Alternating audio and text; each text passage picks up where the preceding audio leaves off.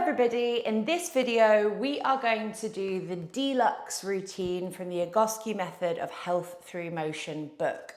This is a long routine. There are 21 exercises that we're going to do in the routine today, plus a bonus extra one if you have time, but I'm not going to do that in the video, although I will explain that to you at the end. Sorry about my setup. I've had to put the camera quite far away because I'm doing all sorts of different things, and it may well be that my head is chopped off at various points, so hopefully it will be fine. But this is an unusual setup because there is such a variety of exercises that we are going to be able to do. On top of that, because there is so much to pack in, I won't be doing as much cueing as normal. So if you're not sure about any of the exercises and what you should be doing, then make sure to watch the exercise walkthroughs of the individual exercises from within the Posture Squad library. Obviously, all of the names of the exercises are in the caption below, so you just need to search for whichever exercise you might need a little bit more clarity on. And yeah, I think that is it. The D-lux routine is tough, it's going to be challenging, it's working you all over, and the idea of it is that if you were to do this routine every single day, you're pretty much giving your body almost like all of the stimulus that you need. There is a lot in this and it is quite challenging. So as ever, if anything doesn't suit you, if anything makes your normal symptoms of pain or tension aggravated even a tiny bit, please back out of the exercise and do something else instead, or simply take a break. You might need to take lots of breaks in this routine. In terms of equipment, you're going to want to have a couple of cushions to hand. And you're going to want to have quite a wide wall space. So we are going to be stretching out wide against the wall in a few of the exercises. Maybe you've got a French window if you don't have a door space, but you need something that you can kind of lean up against. And I've also got my chair and a spare cushion to hand for static back towards the end. So you'll need a static back setup too. But aside from that, you won't need anything else. So let's get started. So we're going to start off with standing arm circles. And so for standing arm circles, we're going to stand with our feet parallel. Haven't quite got enough room there. Stand with our feet parallel, or you can even go slightly pigeon-toed if you want. Your hands are in golfer's grip. If golfer's grip doesn't mean anything to you, then please do look up how to do golfer's grip. We're going to pull our shoulders back and down behind us without lifting our rib cage up, without pecking our head forwards or holding our breath. Forward circles here for 1 minute. Off we go. So like this. My hands are tight, my wrists are not bending, my elbows are not bending. I'm moving from the shoulders forwards around the shoulder girdle. My rib cage is not lifting up and down. I'm breathing in and out of my nose and into my lower rib cage. My face is relaxed. I'm not pulling any faces. My head isn't pecking forwards and backwards, and neither are my shoulders up round my ears. My shoulders are back and down behind me, but they are kind of rotating forwards at the same time as I move. 20 seconds left here, and we're going to be doing a minute going backwards as well, trying to get the arms at a sort of even height to one another, even speed to one another, and even circle size to one another. And if you notice differences from side to side, work with your weaker side. So always do what the weaker side can do rather than do what the stronger side can do. That's time. Quick little break, exactly the same thing, but this time from the shoulder, we're going to turn our arms backwards and we're going to do backward circles, but really make sure that the rotation is occurring from your arm, not just from your wrist and your hand. Minute backwards, off we go. Relax the face. Relax the belly, keeping those shoulders away from your ears. You're not pecking your head forwards and backwards. The rib cage isn't lifting up and down. The belly stays relaxed. Keep breathing. Keep smiling if you want, but we're starting off this routine by waking up the ball and socket joint that is your shoulder. We're going to pull the shoulders back and down behind us to open up the chest. Lengthen the neck. You've got just over 20 seconds left here. Trying to keep your arms more or less doing the same thing from side to side, creating the movement from the upper arm and from the shoulder, not from the head and not from the rib cage. Just over 5 seconds left. 3, 2, 1. Along a similar vein, but this time, if you've got the wall to hand, we can come and put our bodies back against a wall. We're going to do standing elbow curls. So we're going to need our golfer's grip for this. Our fingers go on our temples, our thumbs pull down, and we're really, really active through the hands with that open palm position. We're not lifting the rib cage up. So parallel feet, the bottom of the rib cage stays at the wall, even if that means you're a little bit hunched. And from here, we're going to open and close our arms like this without moving the rib cage up and down and without dropping the elbows low. So you're trying to keep your elbows in front of your face. And if you need to move within a smaller range of movement, that's absolutely fine. I'd rather you do it well with a smaller range of movement than go for a bigger range of movement but compensate. 2 minutes here, off we go. So we breathe in and out of the nose, belly relaxed, breathing into the bottom of the rib cage. The rib cage is not moving up and down. The head is not moving forwards and backwards. Your shoulders are not up round your ears. The hands are super tight. You're super rigid at the wrists.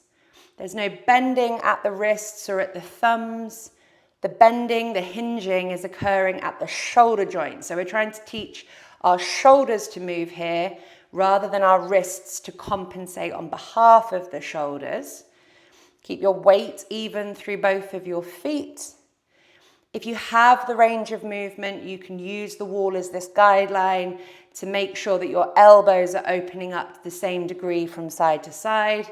But if you don't have the range of movement to bring your elbows back to the wall and to touch each other, just move within what you can, making sure it's not your spine that's moving, it's your arms and your shoulders that are moving. There is no bending at the wrists. We've got about 45 seconds left. We're just improving the function here of our upper body. Really pull those thumbs down so they're super tight, maybe feeling a stretch between the thumb and the first finger. Breathing in and out of your nose, relaxing your belly. We're not pulling any faces, having as many breaks as you need, and trying to draw the elbows directly in front of you rather than bringing them down, because that's your spine moving. 10 seconds left here.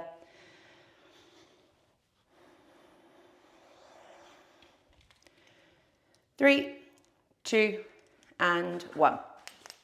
Next up, we're going to move into cats and dogs. I'll come this way. And we're only going to do 1 minute here. So once again, I'm going to keep the cues fairly low. Please do look at the cues if you are new to all of this. But probably if you're new to all of this, you're not starting with a D-lux routine. So it's automatically qualifying you. So wrists underneath shoulders, which is narrower than most people think. Really spreading the fingers wide and placing them onto the ground. Knees underneath hips, and we're pointing our toes, really trying to keep the tops of our feet as close to the floor as we can. You may notice that you get cramp in the arches of your feet when you start pointing them, and that is a good thing. Minute of cat-cows, cats and dogs here, off we go. So we start the motion from the pelvis as we ripple down into the spine, we sink into the shoulders, pull the shoulder blades back and down away from the ears, and we gently look up into extension. We squeeze our glutes, we tuck our pelvis under, the rest of the spine follows, and we stretch our shoulders and our head in the opposite direction. So the pelvis leads the movement here. We're trying to teach the pelvis to be the engine of the body, the driver of the movement. So just make sure that you're not leading with your shoulders and your arms. They are following here. We're breathing. Really trying to get as much range of movement here as possible. We're not focusing on speed or how many reps we do. We're just introducing bilateral motion of the pelvis and the shoulders and the spine in between quite a few of the exercises today. And that is time. So we're going to come down into isolated hip flexor lifts. We now call them hook-lying isolated hip flexor lifts. I'm going to do this with a cushion underneath my head just to keep the back of my neck long and to stop me from compensating in my upper body. You could also potentially do this with towels if that feels good for you to do. So we've got toes, ankles, knees and hips in alignment with one another. And what we are going to do, I'll show you this with my right foot first, but I probably will start the other way around, which will make sense in a second. But I'm going to lift up the ankle on one foot whilst keeping the toes and the ball of the foot on the floor. So it's as if I'm wearing a high-heeled shoe. And this is me putting that foot into plantar flexion. And by doing that, you may notice that you get cramp in your calf or your arch, which is great because it means it's waking up, but that is then going to start changing things through your leg and into your hips and pelvis. So you're keeping that there throughout the exercise, but if you do get cramp, you sort of shake it off and come back to it when you can.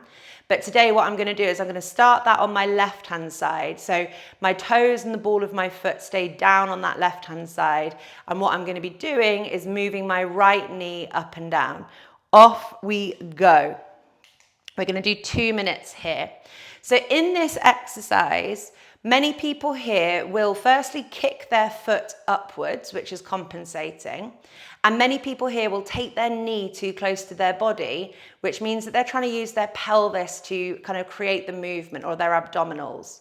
The pelvis stays completely still and we're not tucking the pelvis under. So the pelvis kind of stays in like a neutral position.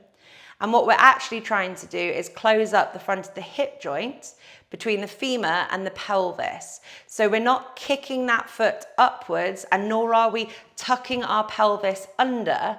If you're doing that, you're not using the muscles that we want to wake up. We want to feel this in the primary hip flexor, and you're going to feel that really at the hip joint. You might notice your quadriceps are doing it, you might notice your abdominals are doing it, and that is compensation. So we're really trying to do this and feel the front of the hip. Make sure that you put your foot on the floor in between reps. Make sure that both legs stay in alignment with the hip. Make sure you relax your belly and you relax your arms. You relax your face and your jaw. You're still breathing in and out of your nose. You're not letting that left foot go down to the floor. You're going to go nice and slowly here. And the amount that you lift up your knee is only going to be like 2 or 3 inches. So it's not about how high you lift your leg or how close to your body you bring it. It's about what is lifting your leg, and we want it to be those primary hip flexors. We've got about 15 seconds left here. Keep that left calf high. See if you can get the left calf working hard as you do this. 5, 4, 3, 2, and 1. Exactly the same thing on the other side. So I'm putting my high-heeled shoe on my right foot. Ball of the foot stays down, weight in that big toe joint. I'm not letting my right knee fall in or fall out. Lifting up that left leg, off we go. So as I lift up my left leg, I'm making sure that the knee stays in alignment with the hip. The foot touches the ground in between each rep. I'm not kicking my foot upwards. The foot is following the direction of the knee. I'm not squeezing my abdominals. I'm not rolling my pelvis backwards. This is a hip movement, not a pelvic movement, not an abdominal movement. And if your primary hip flexor doesn't work very well and you're not feeling it at that kind of hip joint area, you might really notice that you feel your quads, and that tells you that your quads have learned to compensate, cheat, on behalf of dysfunctional hip flexors. So hopefully with time and a bit of repetition, you're going to start noticing that fire happening at the hip joint. I'd also recommend, if you really don't feel your hip flexors wake up in this one, to do sitting isolated hip flexors instead as an alternative, because that can really help people to understand how it feels when the right muscles are waking up in this one. Remember, it's not about how close to your body that knee goes. You're literally only moving your knee up and down, sort of 3 inches maximum. You're putting it back down on the floor. It's that we want to be feeling it at the front of the hip and the moving leg. And we want that calf working on the leg that is being kept up. Relaxed face, relaxed belly, relaxed hands. And if you're noticing that you're super tense in your upper body, you are learning that your body compensates for a lack of hip flexor function. So perhaps by waking up your hip flexors more, you're going to reduce pain and tension in your upper body. Keep breathing, keep the upper body soft. 5, 4, 3, 2, and 1. I'm just gonna have to check my little piece of paper to see what we're working with next. Oh, we've got cats and dogs again. I told you we had those a few times. So cushion to one side, coming back to our hands and knees. A minute here of cats and dogs or cat-cow. Off we go. So I'm really pointing my toes to try and keep the fronts of my shins towards the floor. Sinking into my shoulders, looking up as I pull my shoulders back and down. Squeezing my glutes, rolling under from the pelvis, driving the rest of the spine, making sure that my torso is not moving forwards and backwards. I'm moving up and down. I'm not moving forwards and backwards like this, okay? So try and keep your shoulders above your wrists, and try and keep your hips above your knees. The torso will want to cheat if the pelvis doesn't move very well, and we really want the pelvis driving this movement. Keep breathing, really slowing the movement down, feeling into your body, aiming for range of movement, never aiming for speed. And that is time. So we're moving now on to abdominals. I'm going to keep my cushion to one side, and for this I'm going to go against the wall. So this is where we come to our kind of squat position. The bottom of the pelvis stays on the floor, so make sure you're not so close to the wall that your pelvis tucks up and under. My shins are parallel with the floor, my feet are on the wall, my big toe joints are on the wall, and I'm going to put my hands behind my head, and we're going to do some little crunches here. What we are going to make sure that we don't do is we don't want our elbows drawing further in front of our face than our ears. So the elbows stay in alignment with the ears. The head stays heavy on the hands so you don't compensate with your neck. You're going to look ever so slightly behind you on the ceiling, and you're going to squeeze your upper abdominals, so the kind of lower part of your rib cage. You're going to pull that down to the ground, and you'll notice it creates a tiny little lever upwards in the upper body. I'm not rounding my upper body because I'm training a kind of rounded kyphotic upper back there. I'm keeping my chest open, and I'm teaching my abdominals to do the work rather than my upper body. I hold, still slightly looking backwards on the ceiling, and then I put my body fully back down again before I go again. We're going to do 2 minutes here. Off we go. So the lower rib cage draws to the floor with the use of the abdominals. We hold and we release back down. So once again, we're not trying to go high here. We're trying to keep the back of our neck long and relaxed, so the head hangs heavy in those hands. We're looking slightly behind us on the ceiling so that we're not trying to round our upper back to compensate. The elbows stay nice and wide, so we're opening up the chest and we're not forcing the upper body off the ground using momentum or just swinging our sort of head and shoulders upwards, which is what most people are doing as they do crunches. The big toe joints stay on the wall. We're making sure that our knees don't come in or come out. We're breathing nice and calmly, in and out of our nose, into the lower rib cage. It's very much that movement down of the lower rib cage that helps you create this like hinge point in the spine, which is where the crunch comes from. The pelvis isn't moving here. This is just a spinal movement in a very specific portion. The back of the neck stays long. We've got just over 30 seconds. Slightly looking behind us at the ceiling, resting in between each rep, really making sure that we're not trying to push our feet too aggressively into the wall. So you're really not ramming those feet into the wall. You are using your abdominals to create this movement. And the hip flexors will be gently stabilizing just because of what your lower body is doing, but we don't want them working really, really hard here. 10 seconds left. 5, 4, 3, 2, and 1. So next up, we are moving into our downward dog, and then we go through what can only be described as quite a difficult little middle section, so you might hate me a bit. But for downward dog, we're going to come to our all fours position again. So shoulders underneath wrists directly underneath our shoulders, fingers spread wide, fingers and hands grounding down. Our knees are underneath our hips, and we're really going to squeeze and push down into our hands because they are our foundation here. We're going to keep our knees bent so we can really focus on rolling our pelvis forwards anteriorly so that we close up the front of the hip joint.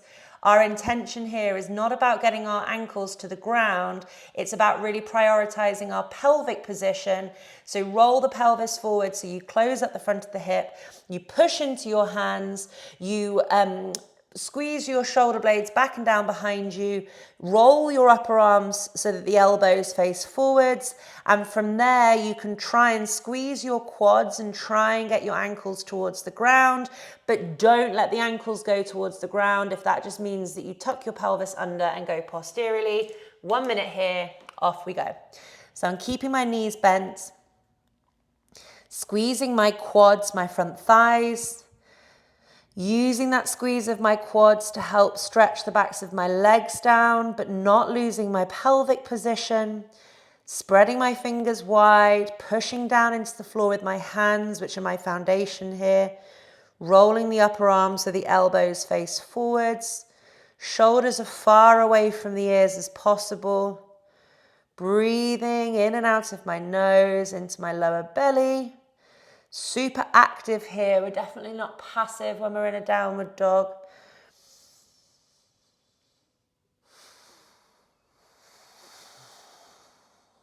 Head hangs heavy. Not forcing, you're inviting, you're breathing into it, squeezing those quads, feeling that work at the front of the hips. And that is time. So we're going to stand up now and we're going to do a triangle position, and then we're going to do an extended lateral. So for these two exercises, we're going to come to the wall, and I'm going to do it this way first. So I've got my left ankle against the wall and my foot is slightly moving inwards. So it's not off out to the side, it's moving inwards.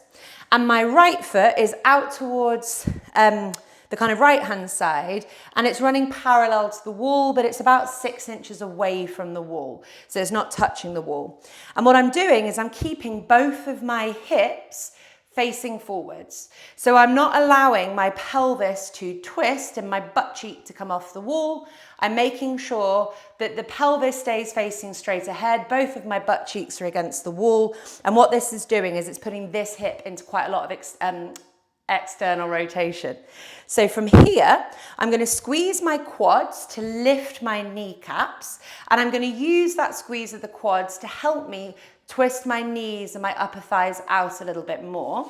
My arms come out to the side like this, and without shifting my pelvis, so I'm not moving my pelvis backwards, my pelvis is staying in the middle of kind of both of my legs where they are now. Without shifting the pelvis, we're just going to move to the side, and I haven't really got enough room here, so you'll have to bear with me.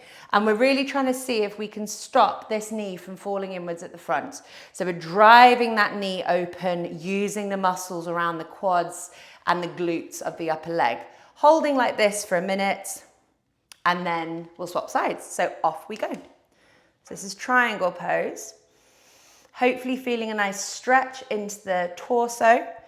You're trying as best you can to keep your arms in alignment with the shoulder, My arms cannot go quite where they need to be, so I'm having to do the best that I can. But I could, to be fair, potentially do it with my hands behind my head. And actually that feels quite nice because it's really opening up my chest. I'm squeezing my quads, really using the quads and the glutes to open up the hips into kind of two separate directions. So both of my hips here feel like they're opening nicely. The pelvis is forwards rather than twisting. We're laterally flexing in our spine. Breathing in and out of the nose and into the rib cage. We're not holding our breath. You've got 10 seconds left here.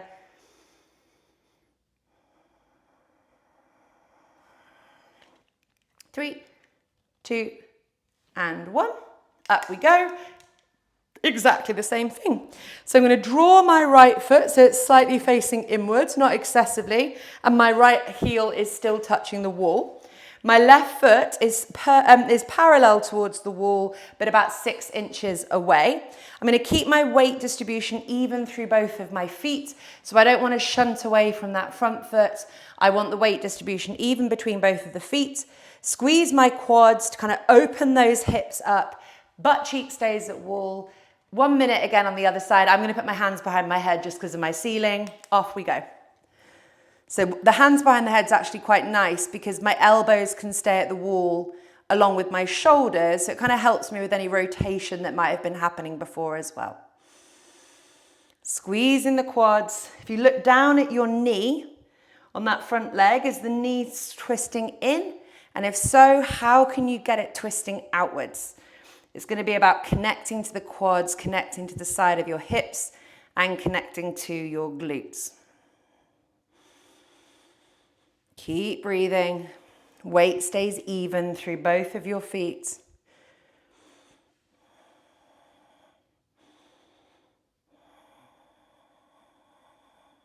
Relax your face. 10 seconds left here.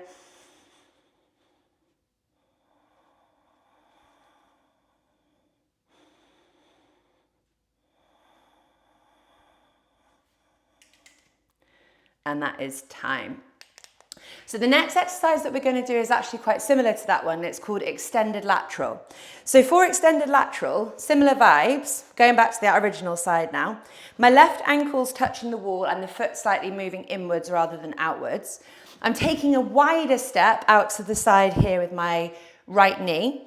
I'm going to bend into my right knee. So for those of you who do yoga, this is like a warrior 2 pose, but it's going to feel a lot harder than your normal warrior 2 pose because you're doing it functionally. So as we bend into this front knee, we're keeping both butt cheeks at the wall. So we don't want to let the pelvis twist because we want our hips to twist instead. So it doesn't matter how low you go. What matters is that your pelvis isn't compensating. So butt cheeks stay at wall, and that means that we're going to be opening the hips rather than compensating with our pelvis. The front foot's parallel with the wall again. We bend into it. We don't let this front knee fall in. So once again, we're going to squeeze our glutes, our bum muscles to help open up our knees. We can also squeeze the quad to help support that movement. And this time we're going to bend like this into the wall. So my arms and my shoulders are staying against the wall, bending into my legs. A minute here, off we go. My head turns up towards my hand, making sure that the butt cheeks do not move away from the wall. Making sure that front knee does not fall in.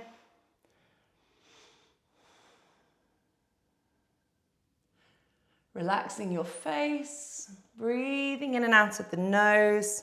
You can bend further into it if you want to, as long as the knee's not falling in and the butt cheeks are not away from the wall and you're maintaining your breath. Got 20 seconds left here.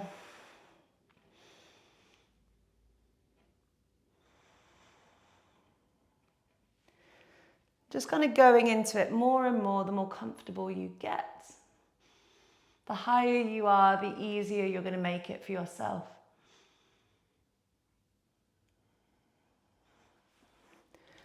And that's time. So exactly the same thing on the other side. So my right ankle is going to come back against the wall, slightly turned in. My left foot steps away, 6 inches away from the wall and parallel. Butt cheeks stay at the wall, bending into that left knee.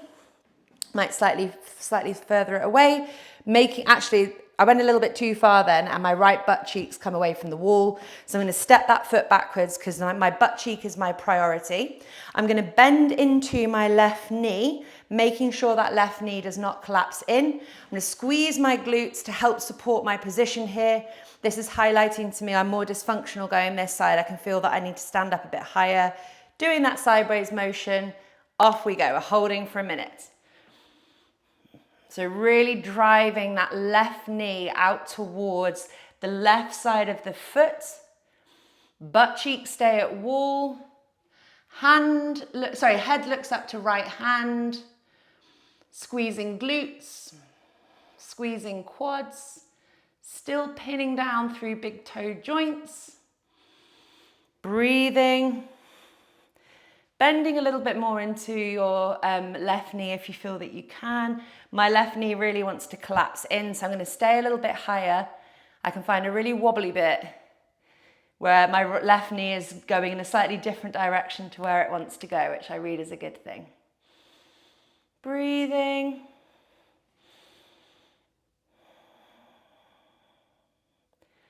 Butt cheeks stay at wall.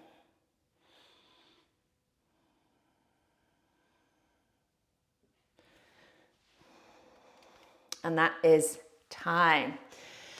This one is hideous. So we're going to try and do a minute, but just do it as best you can here. If you need to take a break, you might only be able to do one. It doesn't matter. Just work towards this. We are going to do push-ups the Egoscue way.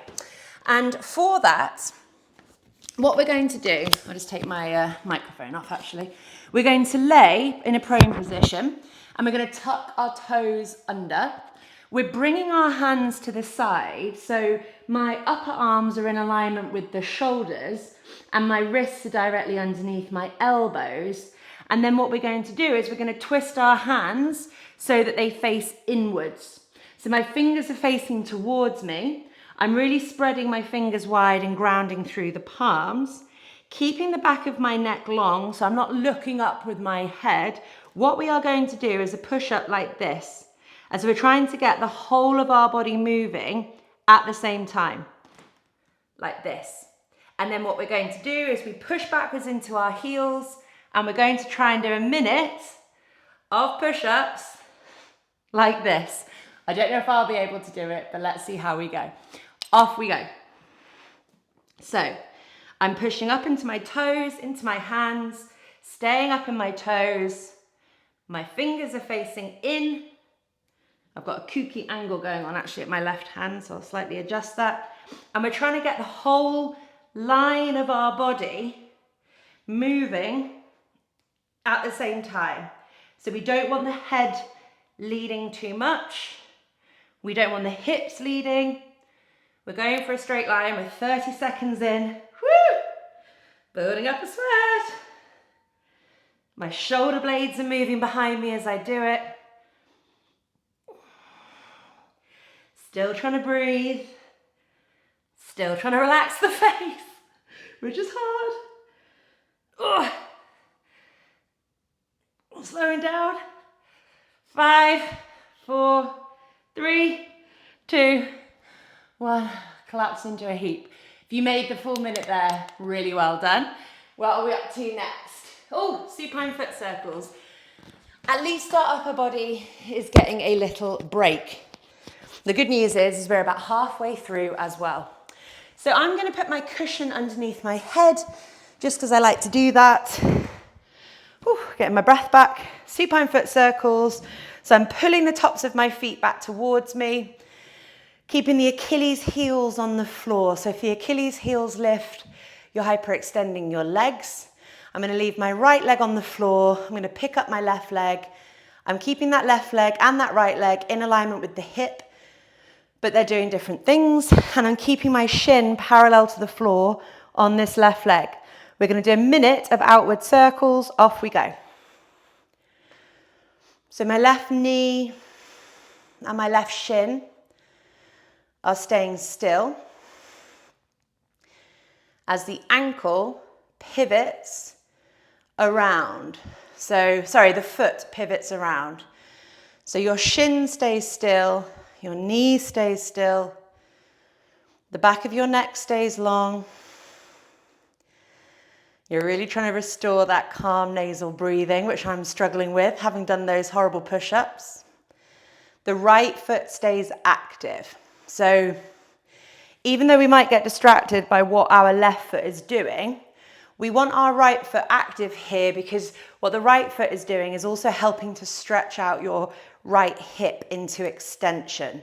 So we're lengthening the front of the hip here, provided that that right foot dorsiflexes, which is when we pull it back towards us. Okay, swap directions. So staying on that left foot, keeping the left knee still, keeping the left shin still, and twisting inwards at the foot.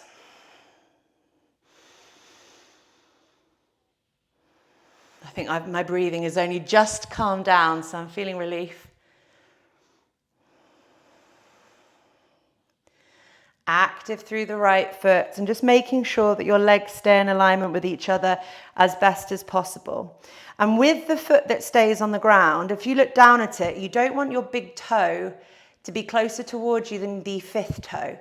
So if your big toe is closer towards you than your fifth toe, you are scooping your foot towards you, you're supinating your foot, you're not dorsiflexing your foot. So supination is a kind of rotation of the ankle, whereas dorsiflexion is flexion of the ankle. And then that's time, we're going to point and flex.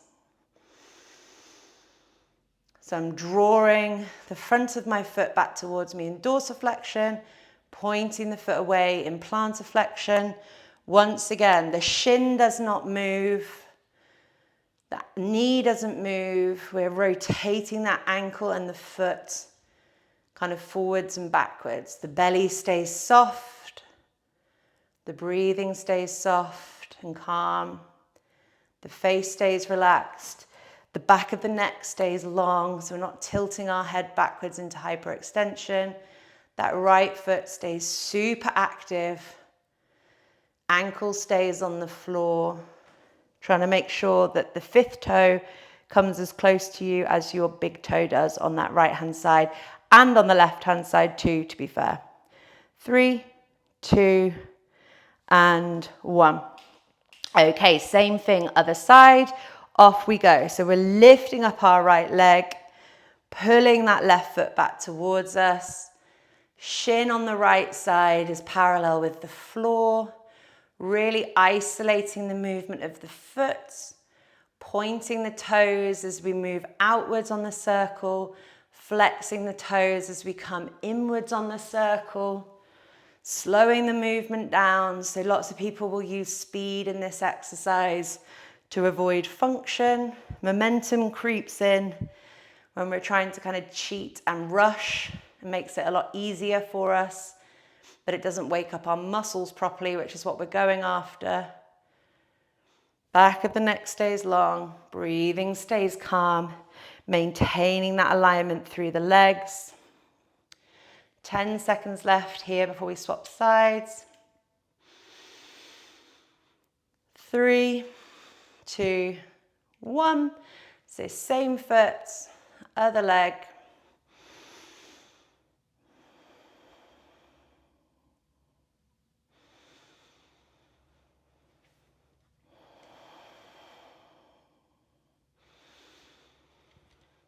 Noticing differences from side to side. So you might notice that one of your feet feels a lot stiffer than the other, a lot less kind of coordinated. You're really going for range of movement here in the foot and in the toes. You're not going for speed. Really trying to keep that shin and that knee totally still. So we are isolating the feet and the ankles.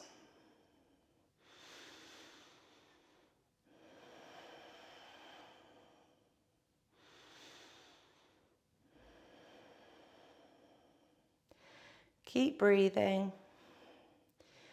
And in 3, 2, 1. We turn it into the point and the flex, making sure that we're not moving the ankle up and down here, keeping the back of our neck long, keeping that left foot active. So we're really trying to create that stretch through the front of the left hip, but you may also feel a bit of a stretch down the kind of back of your left calf and maybe a burn through the front of your left shin if you're doing it properly, making sure that the left big toe is not closer towards your body than your fifth toe on that left-hand side. And the next time that you do this exercise, and this goes for any unilateral exercise, so when you're doing one side at a time, always swap round the side that you start with, just to kind of keep things mixing up. But unless you're like prevented by pain. So for some people, they have to do it one side first because it gets rid of their pain, and then they can do the other side. So make sure you experiment to find which way works best for you. And that is time. So we're going to come into QL stretch. And for QL stretch, you can use a cushion or 2 cushions underneath your bum just to help with your pelvic position here. So we're going to take our legs wide, and we call this hip abduction. And we're going to flex our feet back towards us. So once again, as we flex those feet back towards us, it's the same rules as what we've just done. We don't want your Achilles heels lifting off the floor, because if you do that, you're hyperextending your knees. So Achilles heels stay on the floor, the feet pull back towards you, and you're looking at your toes, and you're making sure that all 5 of your toes on both sides are pulling back evenly, and that you're not scooping your big toe joints closer towards you. Once you're in this position, you're going to squeeze your quads, your front thigh muscles, and you're going to ever so slightly roll them forwards for me. So it's going to help you get a little bit more hip engagement when you do that. And at the same time, you're really trying to keep the front of your pelvis closed. So we're not lifting your chest up. We're keeping the front of the hips closed so that they really work. And this is where having a little bit more leverage underneath your bum will help you. We're going to go to the side like this. So I've got my left forearm on the floor running alongside my left leg. My arm goes over the top. Both of my butt cheeks have to stay on the floor. So I'm not touching my foot and leaning over and lifting up. We're keeping those sit bones grounded. So we're getting the stretch through our spine. Off we go. So my feet pull back, but the Achilles heels stay on the floor. I'm squeezing my quads, my front thigh muscles, and I'm using that squeeze of my quads to slightly roll my kneecaps inwards. I'm driving my pelvis forward so I'm not tempted to roll back. Keeping my right sit bone really grounded, even though I'm going to the left-hand side. And I'm not being too tempted to go low here. I'm trying to keep my sit bone grounded, so I'm lengthening my side body. And then this right arm, you might notice it starts like drifting in front of you.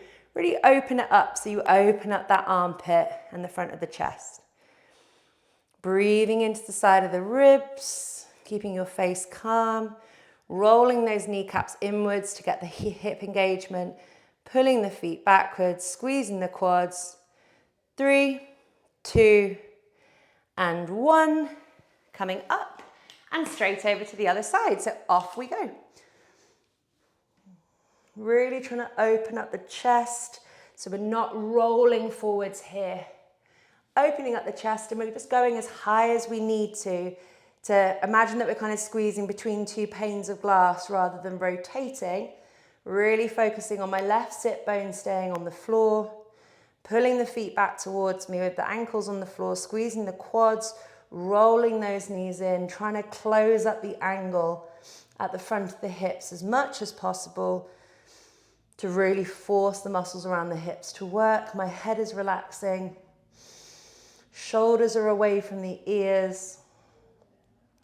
We're getting lovely lateral flexion of the spine here.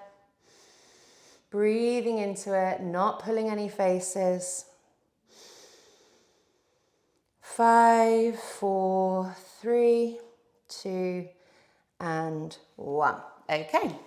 We're going to move on to an exercise called runner's stretch, and I would typically, as an individual, always do this modified because I'm not very good at this one. So I normally take the modification where I do it over a chair. But for today's routine, I'm going to do the full version of the exercise, but I'm not very good at it. So we're going to try and touch the floor as we do runner's stretch. So what we do, I'm going to have my left foot in front of my right foot, but it doesn't matter which one you do as long as you kind of swap it around as time goes on.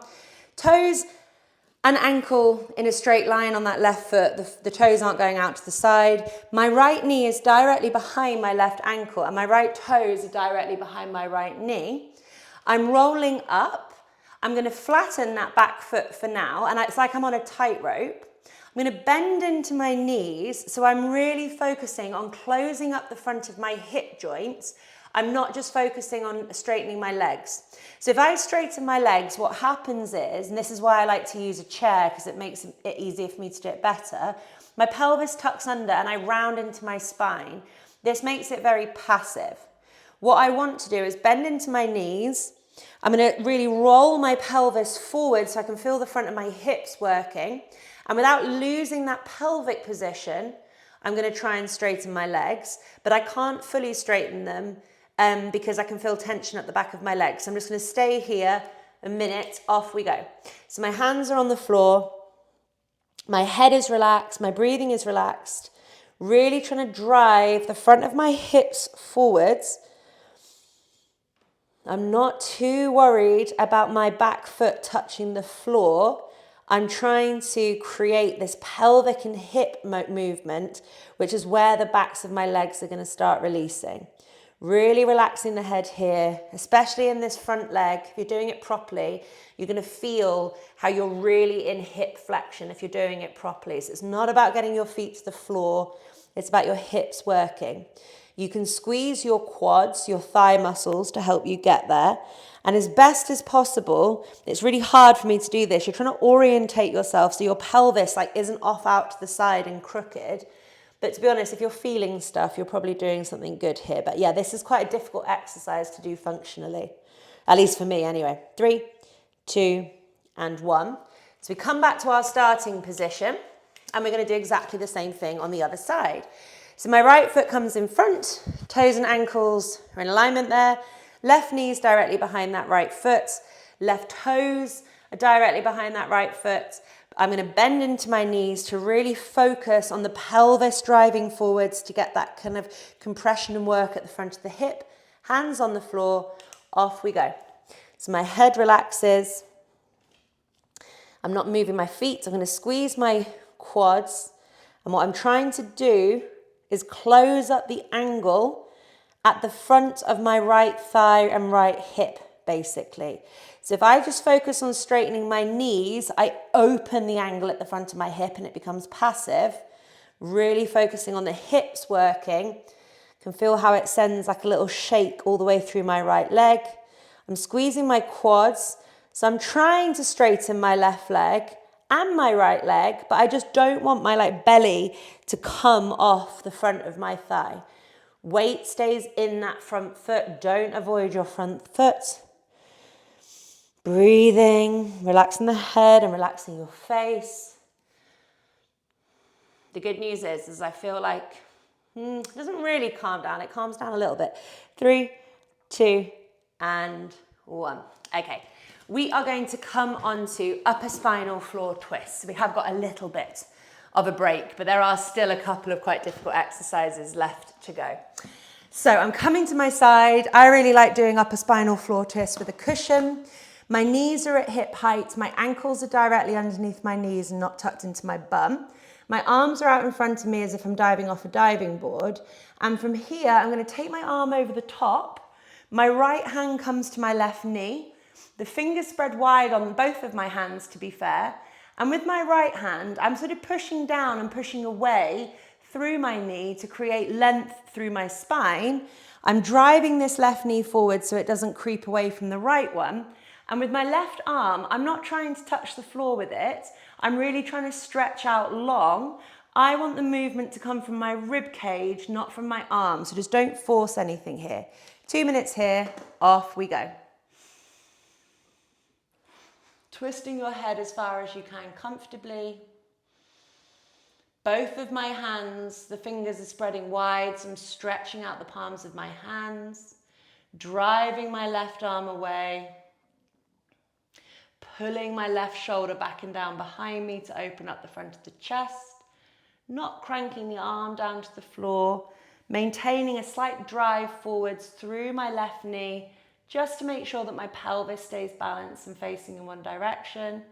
With my right hand, I'm using it to kind of push down and push away, and that helps create more length between my head and my pelvis.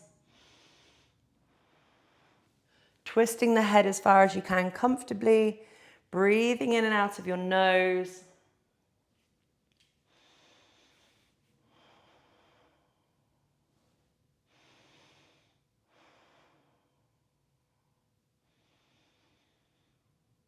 Making sure that the knee is not cheating, so just keep a little bit of action in that top knee so it doesn't drift away. The hands are super active, you're really spreading your fingers out here, pulling that left shoulder blade back and down behind you so it's not rolling out in front of your belly. We're not forcing our way towards the ground. We're trying to create length through our spine with the hand that's on the knee, and we're trying to create length through our arm, through the arm that's opening up. And the rib cage will just start twisting and melting the more that you do this, but it's not done through trying to crank that arm down to the floor. Breathing into it.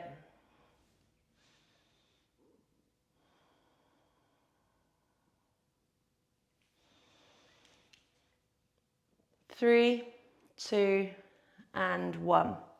Okay, and we're going to do exactly the same thing on the other side. So rolling to the other side and getting those knees up to hip height, ankles underneath knees, driving that right knee slightly forward so it doesn't move away from the left one. Arms as if you're on your diving board, taking that right arm over the top. We're not letting it swing under the shoulder joint or swing over the shoulder joint. Spreading the fingers wide, left hand comes to right knee. 2 minutes here, off we go.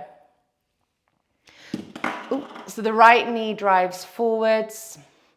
The left hand pushes down and pushes slightly away to create length through the spine. So you try to create as much of a space between your head and your pelvis as possible. The right arm, the right shoulder, pulls back and down behind you.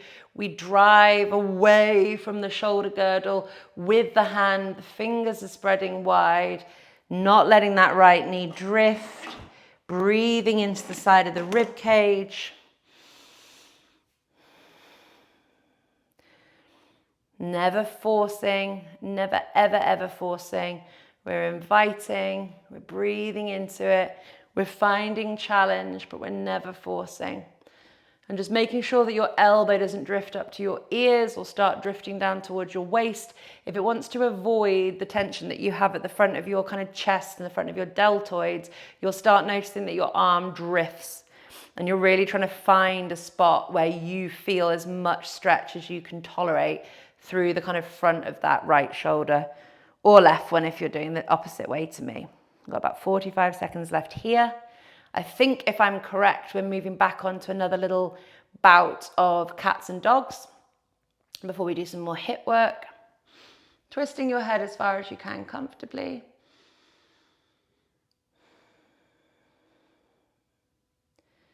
Breathing into this.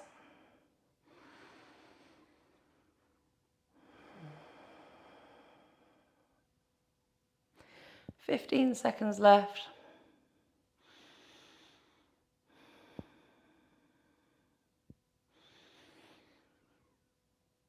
5, 4, 3, 2, and 1. So yes, we are back to our cat-cows for another 1 minute round.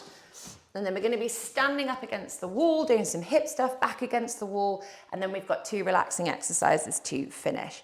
So back to all fours, spreading those fingers wide, really grounding into the fingers and the palms, thumbs are straight, wrists underneath shoulders, moving from the pelvis, off we go. Pointing our toes so that the tops of the feet move towards the floor.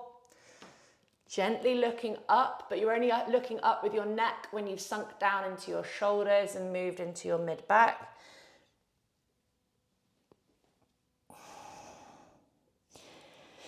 Remember, the torso is not moving forwards and backwards. You're moving up and down, driving the movement from the pelvis, not driving the movement like this. Rolling the pelvis forward, so we're closing up the front of the hip joint into flexion, sinking through each vertebrae, rolling the shoulders back and down behind, rolling the inner elbows so that they face forwards and gently looking up, squeezing the glutes, tucking the pelvis, bone by bone, moving into this cat position, stretching into the shoulders, tucking the head, and that is time. Okay, we're going to come to spread foot forward bend, and we're going to do 30 seconds in each position here. So this is one where if you're struggling with mobility a bit, you can have a block or a chair to kind of bend over. We're going to take our legs nice and wide, not going into the splits, but we are taking them quite wide. And we're going to keep our toes slightly rolled in. So the ankles stay at the wall and the toes are slightly rolled in. And what we're going to do is we're going to bend our knees to make sure that we're getting our pelvic movement properly before we try and straighten our knees. So we're going to come to the floor like this, bend into the knees. We're going to roll our pelvis forward, so we're closing up the front of the hip joint again. Not just focusing on hyperextending the knees. We're keeping our weight on the big toe joints and on the balls of the feet here. Bend the knees, roll the pelvis forward, so you're really closing up the front of the hip and you're moving your tailbone up into the sky. And then you're going to squeeze your quads, your front thigh muscles, to then help you straighten your knees, but also roll your kneecaps inwards so that you really feel this work of internal rotation happening at your hips. Off we go. So my hands are out in front of me. I'm using my hands and my arms to help kind of push backwards slightly into my hips. It's almost like a downward dog type sensation. My head is relaxed, my breathing is relaxed, and my belly is relaxed. My toes are relaxed, they're not clawing, but I'm really weighting down into the balls of my feet. My quads are active, and I'm really trying to use the quads to roll my femurs, my thigh bones inwards. That's going to help wake up the sides of my hips, which are in abduction, but also internal rotation here and flexion. And I'm really trying to close up the front of my hip joints so that my tailbone moves up towards the ceiling. I'm not passive here. So this is the same principle as the runner's stretch. It's the same principle as downward dog. It's very easy to, one second. I've done a minute in this first position, which is fine, but what we're now going to do is we're going to keep both of our bum cheeks at the wall, and we're going to take our hands over to the left. So same principles apply, rolling those knees in. We'll do 30 seconds here, off we go. So my hands are on the floor to the left-hand side. I'm kind of stretching towards the side, finding where feels good for me, and keeping both butt cheeks at the wall to make sure that I'm stretching into my middle back. Squeezing the quads, rolling those knees in, relaxing the head. Really trying to drive that tailbone up to the ceiling, and you'll feel the backs of your legs screaming at you then. But yeah, same rules apply on this one. And that's time. Coming to the other side. 30 seconds here. Using the hands to kind of help push you backwards into the wall. Don't let those sit bones come away. Off we go. Yes, the principle here is the same in that for lots of people, they straighten their knees to compensate. So the knees hyperextend so that the hips don't have to flex and so the ankles don't have to dorsiflex. So just really make sure, and if in doubt, just always bend your knees and focus more on your pelvis driving forwards, and you'll just feel how much more muscularly hard work that is. And that's where we want to be. 3, 2, 1. And then back to the front again. Off we go.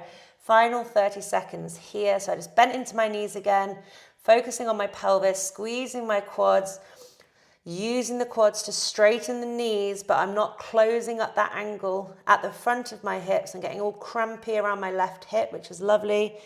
My head hangs heavy. My kneecaps roll inwards to really work the internal rotators of my hip. Breathing, and that is time. That's spread foot forward bend. We are on to our final 5 exercises. There's still lots to go. So we are going to do hip crossover stretch. And for hip crossover stretch, this is arms out at parallel with the shoulders, and our legs are in a hook-lying position. I'm spreading my fingers really wide and I'm pushing down into my hands, my forearms, my upper arms and my shoulders. So I'm really active through my arms and my hands here, creating a backward push to really wake up the muscles that get very weak when we're sat at our desks all the time. From here, without shifting my pelvis, I'm going to take my right ankle to my left kind of thigh, and then I'm going to twist towards the left-hand side. So I'm twisting to the left-hand side, my right foot comes to the floor, my head turns to the right-hand side, and I'm only twisting that far because my right shoulder hasn't lifted up. If my right shoulder is lifted up, I would put a cushion or two or some yoga blocks or something underneath my right foot and my left knee to make sure I'm modifying the exercise for where I need to be. We'll do 1.5 minutes here, off we go. So I'm squeezing my, my right glute, my right butt muscle to really help open up that hip. My fingers on both hands spread wide. The hands, the forearms, the upper arms and the shoulders are both pushing down towards the floor. I'm relaxing my face, I'm relaxing my jaw, I'm relaxing my belly. I'm breathing nice and deeply. My sole of my right foot is firmly planted on the floor. I'm squeezing both of my butt cheeks. Really wringing out the spine here, improving our external hip rotation, improving our shoulder stability. Lots of stuff going on. Nearly at 1 minute.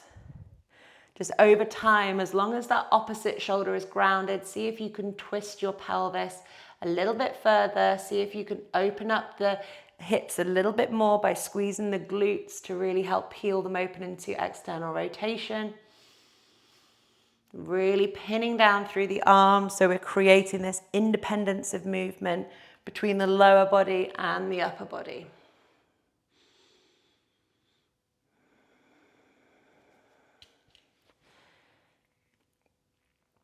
Keep breathing. 4, 3, 2, and 1. So coming back to center, setting those hands up again, really making sure that they're active. Your wrists stay down, the elbows stay down, the shoulders stay down. Without shifting my pelvis, I'm putting my left ankle onto my right thigh and then just twisting the pelvis towards the floor. The left foot touches the floor, off we go. Twisting my head into the opposite direction. Hands, fingers, arms, shoulders, super active, pushing backwards and down into the floor. So we're opening up the chest. The upper body is stabilizing the rotation of the rest of the body.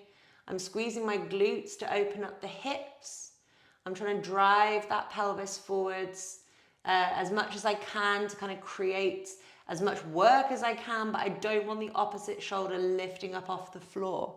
So we can bring our feet and our legs upwards if we need to. We've got to prioritize staying super grounded through our arms and through our hands. Relaxing the face, we're breathing in and out of the nose and into the lower rib cage. Relaxing the belly, squeezing those glutes, really opening up the hips using the glutes there. Active through the hands and through the arms. This is not a passive exercise. There is a lot going on, but your breathing is calm. Your face isn't screwing up.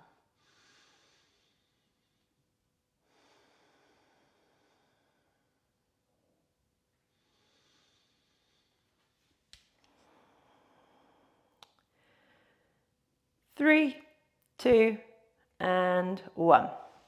Okay, we are staying on the floor and we're going to do hip lift now. So we've just done hip crossover stretch, and hip lift isn't altogether dissimilar, but we don't have the spinal rotation for it. So for hip lift, you're going to put your hands on the floor, palms facing up, or if you want to, you can have your hands behind your head, which I always quite like just because it helps open up the chest.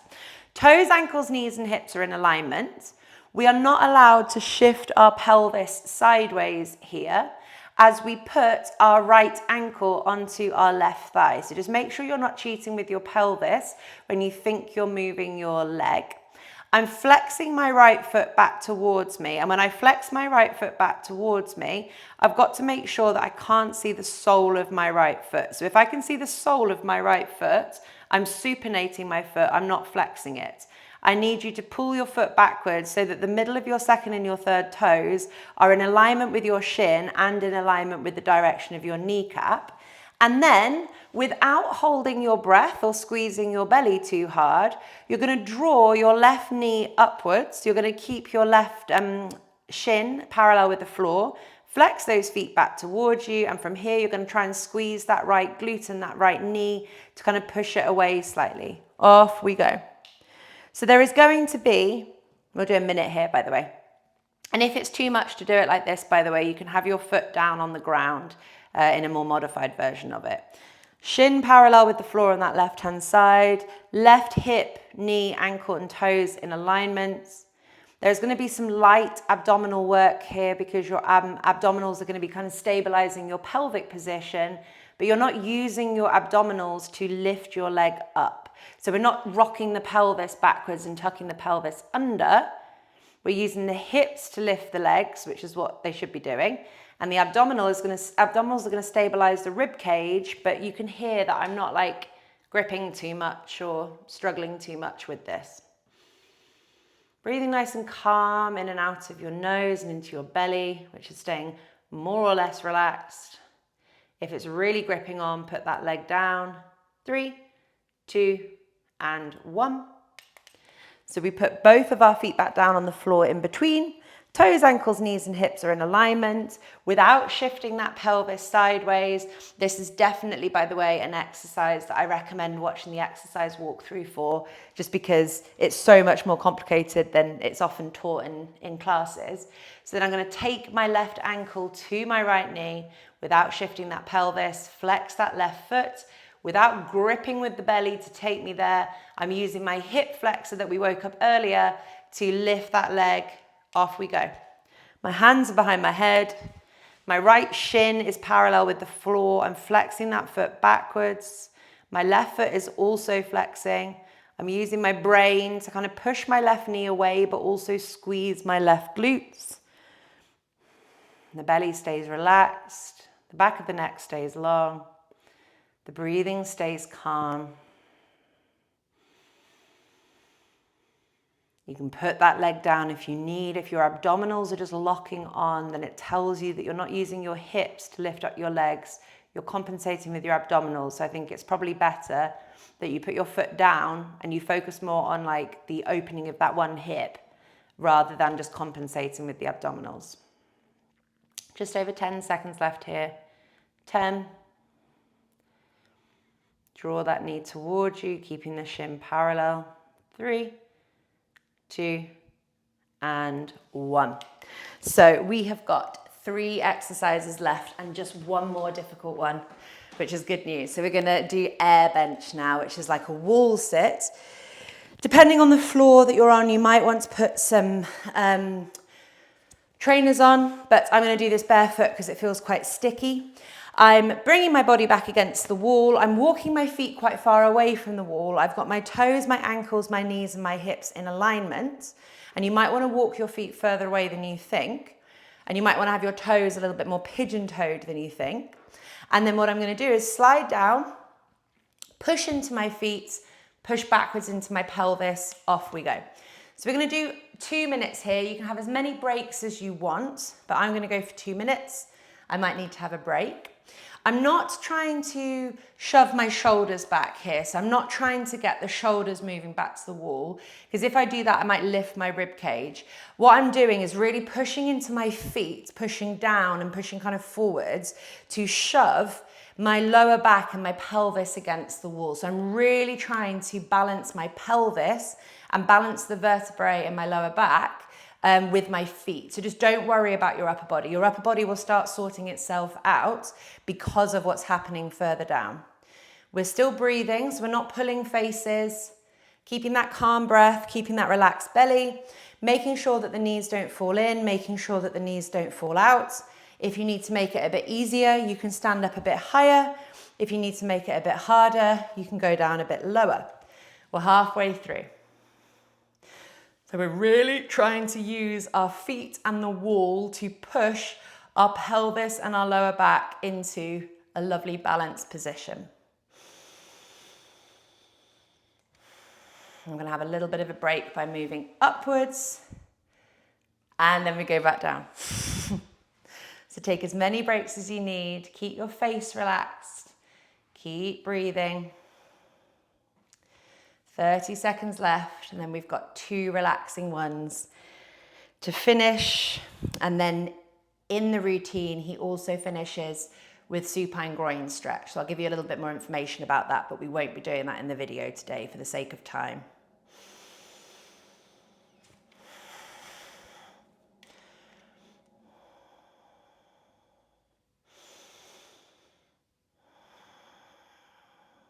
Three, 2, and 1.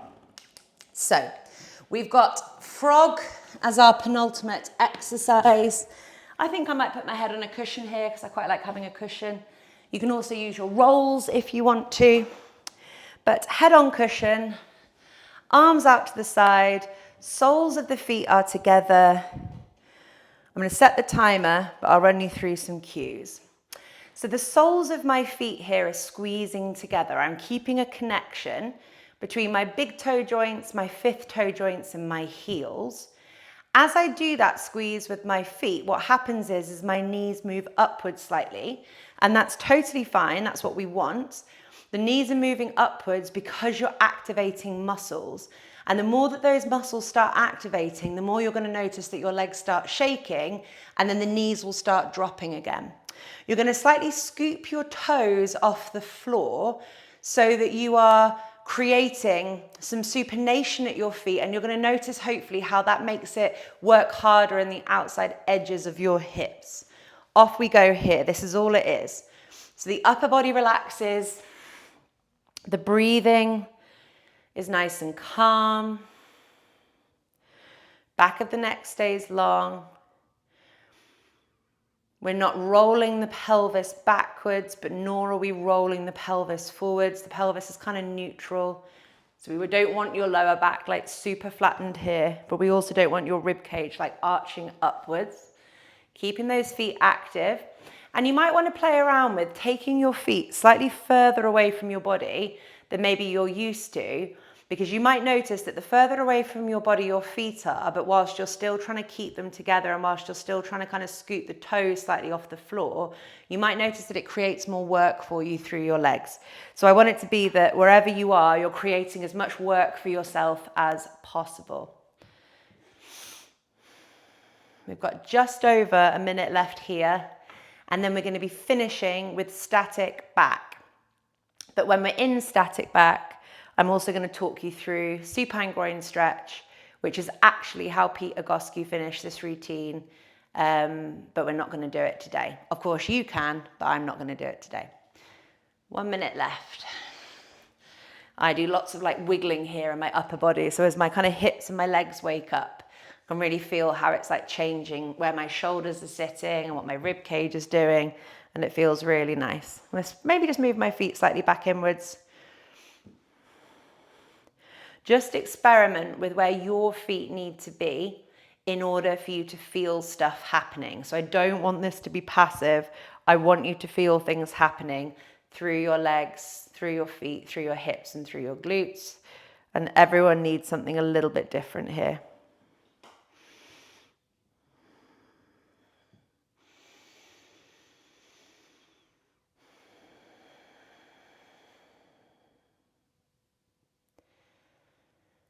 Five, 4, 3, 2, and 1. Okay, so for our final exercise, I'm bringing in my static back setup. I'm going to put a cushion underneath my head just because I like that. I'm making sure that I've got enough kind of leverage underneath my calves, that my toes, my ankles, my knees, and my hips are in alignment, but that my knees don't flop in or flop out. So we want the legs in alignment, but we want your legs relaxed. And therefore you might need to put more cushioning underneath your calves, just depending on what you're using, but also how tall you are. Off we go. So we're going to finish here with 5 minutes, just to kind of let the work, the really hard work that you've done so far, like percolate in your body and have an impact. So you've worked a bit of everything. You've done amazingly well if you're still here. And the joy of finishing with an exercise like this is it just gives your body a bit of time to kind of sink and relax and hopefully balance itself off even more. So because we've stimulated so much and woken up so many muscles and hopefully changed so many movement patterns, you might notice that you get more of a relaxation and static back than you normally do. Really breathing in and out of the nose here. You can have a pillow, you can not have a pillow. You can have a roll underneath your neck. You can have your hands behind your head. You can have nothing underneath your head and your arms out to the side. It literally is whatever feels the nicest to you. This is your time to relax after all the hard work that you've done. And then just whilst we're here, a word on supine groin stretch. So Peter Egoscue finishes this mammoth routine with supine groin stretch, which is a wonderful passive hip flexor release exercise. I'm going to put the information for it in the video description for you, so you can check it out if you don't know what I'm talking about. But if you have the time, then it would be incredible for you to do at least 15 minutes of supine groin stretch on either side after doing static back to finish this off. I tend to not instruct supine groin stretch as part of routines just because it takes such a long time. I think it can be a bit of an obstacle for people to do it. So I don't like to kind of put it in my classes too often, just because I want to teach people kind of new stuff, but it doesn't mean that I don't think that supine groin stretch or supine groin progressive is really important. So for me personally, I do like a fair amount of supine groin stretch if I'm watching TV in the evening, if I'm watching like a seminar for my breathwork qualification that I've recently done. Like I'll find reasons to be in supine groin stretch, just relaxing one hip at a time whilst doing something else. But I don't tend to do it very often, like within my classes and stuff. And I'm already a bit concerned about how long this video is going to be and my battery on my phone and all that kind of stuff as I record it. So yeah, once the video is finished, if you want to get yourself in supine groin stretch, I promise you, your body is going to thank you for it. But I won't be doing it today, but please do kind of search for it in the search bar and you'll find the instructions that you need if you haven't done it before. 2 minutes left here, hopefully just feeling everything sink to the ground. I'm going to take my cushion out the way and see how I do. But if we do take the cushion out the way, we just want to make sure that we're keeping the back of our neck long and that we're not tilting backwards through our neck and that our shoulders aren't too rounded up off the floor either.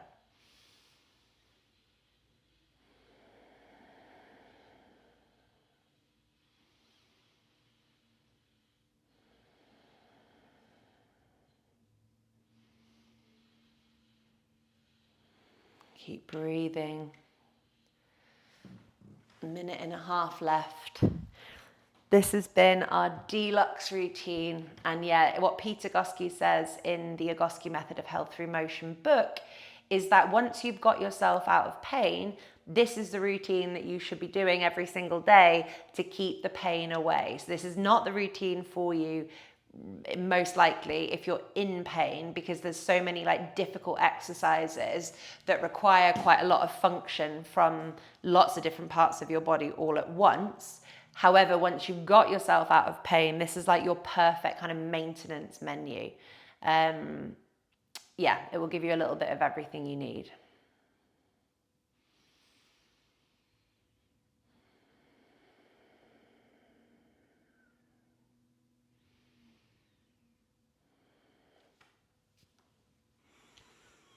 Final 30 seconds.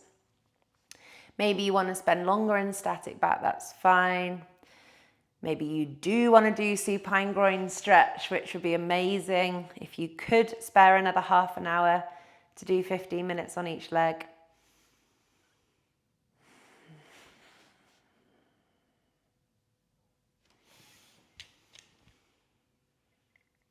3, 2, 1. So well done, everybody. That was 21 Egoscue exercises. So if you're still here, incredible. Hopefully you feel amazing. Hopefully you feel worked really hard all over. And remember, if you want to be an absolute puritanical Egoscue follower, then you would finish with supine groin stretch as well. I hope you've enjoyed, and I'll see you again soon.